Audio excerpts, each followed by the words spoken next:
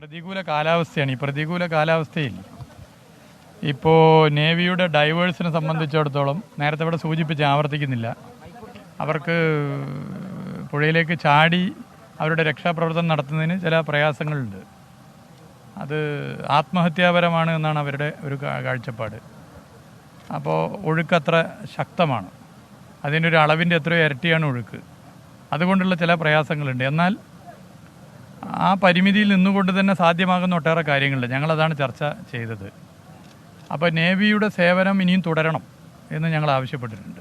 സംസ്ഥാന സർക്കാരിൻ്റെ നിലപാട് പറഞ്ഞിട്ടുണ്ട്. അപ്പോൾ നേവിയുടെ സേവനം തുടരാം എന്നുള്ള നിലയിലും കലക്ടറും അക്കാര്യം അറിയിച്ചിട്ടുണ്ട്. അപ്പോൾ ഫാൻഡൂൺ അത് നേരത്തെ ഇവിടെ സൂചിപ്പിച്ചു. അതുപോലുള്ള പുതിയ സംവിധാനങ്ങൾ കൂടി ഈ പ്രതികൂല കാലാവസ്ഥയിലും രക്ഷാപ്രവർത്തനം അവസാനിപ്പിക്കാതെ എന്തൊക്കെ ചെയ്യാനാകും എന്നുള്ളത് പരിശോധിക്കുന്നതിൻ്റെ ഭാഗമായുള്ള ചില കാര്യങ്ങളും ആലോചിച്ചിട്ടുണ്ട്. അത് ആലോചിച്ച് മുന്നോട്ട് പോയാൽ നമ്മൾ ഈ രക്ഷാദൗത്യത്തിൻ്റെ ലക്ഷ്യത്തിലേക്ക് നമുക്ക് എത്തിച്ചേരാനാകുമെന്ന് തന്നെയാണ് പ്രതീക്ഷിക്കുന്നത്.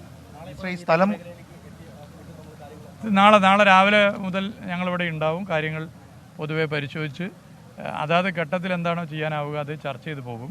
സംസ്ഥാന സർക്കാരിൻ്റെ ഈ നിലപാട് രക്ഷാദൗത്യം കൂടുതൽ നല്ല നിലയിൽ തന്നെ ഇപ്പോൾ ചെയ്തതുപോലെ എല്ലാ ശ്രമവും തുടരണമെന്നുള്ള ഞങ്ങളുടെ അഭിപ്രായം ഞങ്ങൾ അറിയിച്ചിട്ടുണ്ട്.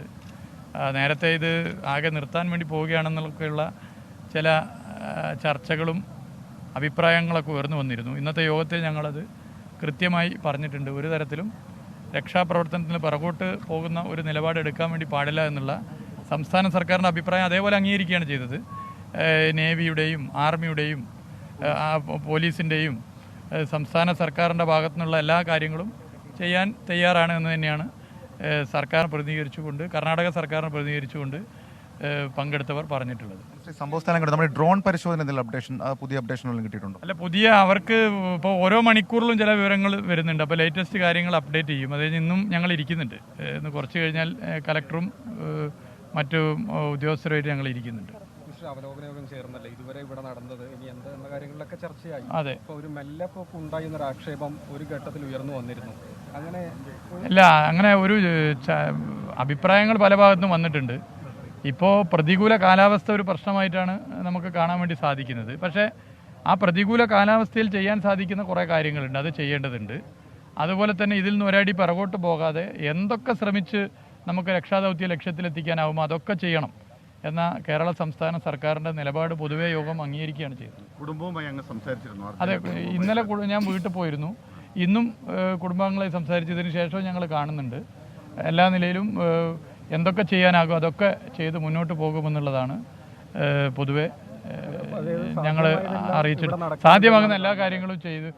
ഇനി പുതിയ കാര്യങ്ങൾ എന്തൊക്കെ ചെയ്യാൻ പറ്റുമോ അതും ചെയ്ത് നമുക്ക് മുന്നോട്ട് പോകാം. രക്ഷാദൗത്യം നിലവിലെ കാലാവസ്ഥയിൽ ഏത് തരത്തിൽ തുടരാൻ കഴിയുമെന്നുള്ളതാണ് ഇന്നത്തെ യോഗത്തിൽ ചർച്ചയായത്. രക്ഷാദൗത്യം തുടരുമെന്നുള്ളതിൽ തർക്കമില്ല.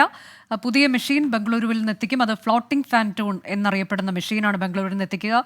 ഒഴുക്കുള്ളിടത്ത് അത് പൊങ്ങിക്കിടക്കും.